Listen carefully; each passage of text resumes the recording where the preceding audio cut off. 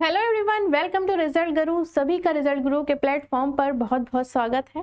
तो आज हम बात कर लेते हैं स्टेट बैंक ऑफ इंडिया की पीओ की प्रोबेशनरी ऑफिसर की नोटिफिकेशन आउट के बारे में। बिल्कुल बहुत बड़ी मतलब क्या है, ये पोस्ट होती है और जितनी रेस्पेक्टेबल पोस्ट होती है उतना ही बच्चों को इस पोस्ट का इंतज़ार होता है और इस पोस्ट से डर होता है। ठीक है, तो जिन भी बच्चों की तैयारी है उन्हें डरने की ज़रूरत नहीं है। नोटिफिकेशन आपकी आउट हो चुकी है और जल्दी ही आपका पेपर कंडक्ट करा लिया जाएगा। तो आइए इसके बारे में डिस्कशन कर लेते हैं कि नोटिस में आपको क्या दिया गया है, नोटिफिकेशन में किस बारे में डिस्कशन हुआ है, कुछ चेंजेस हुए हैं कि नहीं है, या क्या बात हुई है। आइए देख लेते हैं। देखो यहाँ पर देख लेते हैं तो आपको पहले बात कर लेते हैं कि आपकी फॉर्म फिलअप डेट कब से शुरू है और कब ख़त्म है। सबसे इम्पॉर्टेंट चीज़ देखो, आपका कब शुरू है, यहाँ से 7 सितंबर से शुरू होके 27 सितंबर तक आपकी क्या दी है, 20 दिनों की आपको क्या दी गई है, टाइम दिया गया है फॉर्म फिलअप करने का। ये तो फॉर्म फिलअप करने की बात हो गई। फीस की पेमेंट भी आपको अब 27 तारीख तक कंप्लीट कर देनी है। आपके पेपर की बात है तो पेपर आपका प्रीलिम्स का बताया जा रहा है इसमें कि आपका जो प्रीलिम्स का पेपर होगा वो होगा नवंबर में। इस हिसाब से जो आपका कॉल लेटर होगा उसको देने की बात करी है कि 15 अक्टूबर के बाद आपका कभी भी कॉल लेटर उसके बाद जारी कर दिया जाएगा। कॉल लेटर सभी को पता है कि 10-15 दिन पहले ही ये लोग आउट करते हैं। ठीक है, आगे देख लेते हैं कि आपका उसके बाद मेंस एग्जाम कब हो जाना है। मेंस एग्जाम या तो दिसंबर में हो जाएगा या अगले साल जनवरी में आपका हो जाएगा। उसके बाद देखो आपका साइकोमेट्रिक टेस्ट होगा, वो भी जनवरी या फरवरी में ख़त्म कर देंगे। ऐसे ही आपका जीडी और इंटरव्यू भी जनवरी फरवरी में ख़त्म हो जाएगा। तो आपकी जो मतलब मार्च तक जो है वो आपका फाइनल रिजल्ट ये दे देंगे। मार्च तक मान लीजिए कि आपका फाइनल रिजल्ट हो जाएगा। अप्रैल से आपकी पोस्टिंग आपको मिल जाएगी। एसबीआई बहुत जल्दी काम करता है। ठीक है, चलिए बात कर लेते हैं आगे एलिजिबिलिटी की कि कौन कौन बच्चे एलिजिबल हैं इस पेपर को देने के लिए। तो एलिजिबिलिटी आपकी क्या होनी चाहिए, ग्रेजुएशन होनी चाहिए। एलिजिबिलिटी आपकी ग्रेजुएशन पास होनी चाहिए, या फिर जो जिस बच्चे का भी ग्रेजुएशन फाइनल ईयर है, फाइनल सेमेस्टर चल रहा है और दिसंबर तक उनकी मार्कशीट जो है वो उनके पास होगी, दिसंबर तक उनके पास प्रूफ होगा कि उन्होंने पास कर लिया है, तो वो बच्चे फॉर्म भर सकते हैं आराम से, कोई दिक्कत उन्हें नहीं होगी। ठीक है, आगे यहाँ पर बात कर लेते हैं कि एज लिमिट क्या होगी।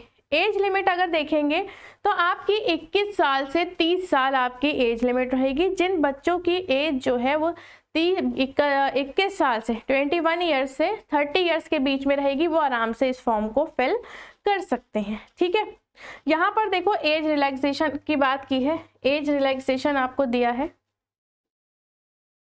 यहाँ पर, जो आपकी गवर्नमेंट के अकॉर्डिंग दिए जाते हैं वही है। एससी एसटी को आपको 5 साल का दिया है। ओबीसी का नॉन क्रीमी लेयर 3 साल का दिया है। पर्सन विद बेंचमार्क डिसेबिलिटी 15 साल। इसमें भी आपकी कुछ कुछ कैटेगरी हैं, इसमें भी आपके एससी एसटी की 15 साल, ओबीसी की 13 साल और जनरल की आपकी 10 साल। इस तरीके से आपको ये दिया गया है। आगे बात कर लेते हैं क्या क्या चीज़ें और हमारे लिए इम्पोर्टेंट होनी है यहाँ पर। यहाँ पर और हमारे लिए इम्पॉर्टेंट है एग्ज़ाम पैटर्न, और एग्ज़ाम में आपके किस तरीके के कौन कौन से सब्जेक्ट्स आते हैं और कितने मार्क्स के आते हैं, कितनी देर का पेपर होता है, ये हम यहाँ पर डिस्कस कर लेते हैं। देखो यहाँ पर आपका प्रीलिम्स का एग्ज़ाम होता है। सबसे पहले आपके 4 होते हैं। एक पहले होगा प्रीलिम्स, फिर होगा मेंस, फिर होगा साइकोमेट्रिक और फिर होगा आपका जीडी और इंटरव्यू। 4 राउंड में आपका यहाँ पर सिलेक्शन होता है। तो आसान नहीं है, मगर जिनकी तैयारी है और जिन्हें अपने ऊपर कॉन्फिडेंस है वो बिल्कुल इस पेपर को निकाल लेंगे, क्योंकि जो भी निकालता है वो होते ही तो स्टूडेंट्स ही हैं। ठीक है, अब देख लेते हैं यहाँ पर क्या क्या है आपके। इंग्लिश है, क्वांटिटेटिव एप्टीट्यूड है, रीजनिंग एबिलिटी है जो आपके प्रीलिम्स में आता है। ठीक है, इंग्लिश आपकी 30 क्वेश्चन आते हैं, क्वांटिटेटिव एप्टीट्यूड रीजनिंग में 35 क्वेश्चन आते हैं।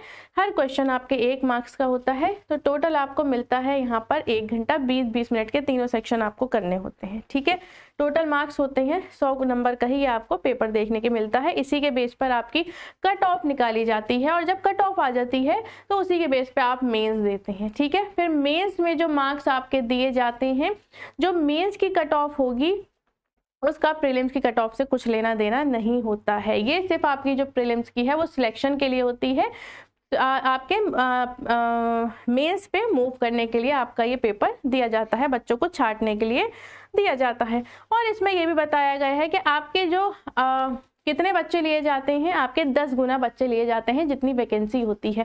तो जितनी भी वैकेंसी, जितनी भी पोस्ट होंगी खाली, उसकी आपकी प्रीलिम्स में उसके 10 गुना बच्चों को मेंस में बिठाया जाता है। और जब मेंस में सिलेक्शन किया जाता है साइकोमेट्रिक और जीडी के लिए, तो वो कितने बच्चे लिए जाते हैं, वो 3 गुना बच्चे लिए जाते हैं। ठीक है, वो 3 गुना बच्चे लिए जाते हैं। यहाँ पर मेंस के एग्जाम की बात करेंगे तो मेंस के एग्जाम में आपके क्या एक चीज़ और ऐड हो जाती है तीनों के साथ, इंग्लिश, रीजनिंग और डेटा एनालिसिस और इंटरप्रिटेशन तो आपका है ही। ठीक है, क्या हो जाता है, जनरल इकोनॉमी और बैंकिंग अवेयरनेस यहाँ पर जुड़ जाती है। ठीक है, इसमें 40, रीजनिंग में 40 क्वेश्चन होते हैं, आपके मैथ्स में 30 क्वेश्चन होते हैं, और जीके में आपके 50 क्वेश्चन होते हैं, इंग्लिश में आपके 35 क्वेश्चन होते हैं। टोटल आपके 155 क्वेश्चन होते हैं, 200 मार्क्स के 3 घंटे का पेपर होता है। एक चीज और होती है, यहाँ पर डिस्क्रिप्टिव पेपर होता है, 2 क्वेश्चन आपके आते हैं 50 नंबर के। ठीक है, ये आपके टोटल मिला के आपके 250 मार्क्स का ये पेपर आपका बैठ जाता है। पेनल्टी की बात करें तो 1/4 मतलब 0.25 आपके क्या कटते हैं, नंबर कट जाते हैं अगर आपने कोई क्वेश्चन गलत अटेम्प्ट किया है। 1.25 टोटल आपके मार्क्स कट जाएंगे एक क्वेश्चन गलत करने पे। सही है, चलो अब बात कर लेते हैं, यहाँ पर देख लेते हैं आपके, देखो मैक्सिमम मार्क्स मेंस में 250 हैं और जीडी में कितने हैं, इंटरव्यू में आपके 50 हैं। तो किस बेस पे आपके क्या लिए जाते हैं, किस बेस पे आपको सिलेक्ट किया जाता है कि आपके मान लो 250 है तो 250 को क्या करेंगे, 75% ले लेंगे। आपके जो मेंस के जो आपके नंबर आए हैं उसका 75% लेंगे, और आपके जितने जीडी में आए हैं उसका 25% लेंगे, दोनों को ऐड कर देंगे और उसके बेस पर मेरिट लिस्ट निकाल के आपका सिलेक्शन प्रोसेस कंप्लीट कराते हैं। आगे बात कर लेते हैं और क्या क्या इंपॉर्टेंट चीज़ें हैं। यहाँ पर एप्लीकेशन फ़ीस की बात कर लेते हैं, अब सारी चीज़ें हो चुकी हैं। फ़ीस की बात करेंगे तो आपकी 750 यहाँ पर सभी के लिए फ़ीस है, जनरल वालों के लिए, EWS OBC के लिए, और नील किसके लिए है, किसके लिए नहीं है, किसके लिए 0 है, SC ST और PWBD के लोगों के लिए क्या है ये, इसमें कोई फ़ीस इन लोगों के लिए नहीं पे करनी है, इन सभी लोगों को। ठीक है, और यहाँ पे चांस की बात करेंगे कि कितने चांस हैं आपके पास पेपर देने के लिए, तो जनरल वालों के लिए 4 हैं, और जनरल PWBD और EWS के लिए 7 हैं, OBC के लिए 7 हैं, OBC PWBD के लिए 7 हैं, और SC ST के लिए कोई रेस्ट्रिक्शन नहीं है। ठीक है, और ये भी, इस पे भी एक ट्विस्ट है। क्या ट्विस्ट है कि अगर आपका प्रीलिम्स निकला है, तो अगर आपका प्रीलिम्स क्या है, अगर आपका देखो ये दिया गया है, candidates who have appeared for the maximum number of permission are not eligible to the apply. ठीक है, the number of chances will be counted from the examination held on appearing in prelims examination will not be counted as a chance. अगर prelims उन्होंने दिया है, prelims में उनका नाम नहीं आया है, तो वो चांस को क्या होगा, चांस नहीं काउंट किया जाएगा। अगर उन्होंने प्रीलिम्स निकाला है, वो मेंस में बैठे हैं, तब वो चांस माना जाएगा कि ठीक है अब क्या है, एक चांस आपका माना जा रहा है। तो ऐसे करके अगर आपने 4 प्रीलिम्स निकाल लिए हैं और 4 मेंस दे चुके हैं, UR के लिए बता रही हूँ, और अगर अब 4 बार में भी आपका सिलेक्शन नहीं हुआ है, तो फिर आप पेपर देने के लिए एलिजिबल नहीं, आप इस पेपर को फॉर्म नहीं भर सकते। ठीक है, और अगर आपने प्रीलिम्स भी नहीं निकाल पाए हैं और कितने भी अटेम्प्ट दिए हैं तो कोई फर्क नहीं पड़ता। सही है, क्लियर है। तो यही सारी डिटेल्स थी आपकी SBI PO को लेकर। अभी टाइम है, ठीक है, टाइम है आपके पास 1-2 महीने के लगभग का टाइम है, तो आप आराम से अच्छे से तैयारी कर सकते हैं। करते आ रहे होंगे, पेपर अभी चल रहे हैं, लाइन में है पेपर, सभी की तैयारी अच्छी चल रही होगी, तो इसकी तैयारी भी बांध कर रखें, बढ़िया तरीके से करें, क्योंकि ये सबसे अच्छा और सबसे ज़्यादा इंतज़ार वाला पेपर बच्चों के लिए रहता है। तो चलिए ये अभी हम इस सेशन को एंड करते हैं, फिर आपसे मुलाकात होगी नए सेशन में नई अपडेट के साथ। तब तक के लिए अपना ख्याल रखेंगे। Bye bye, take care, thank you so much.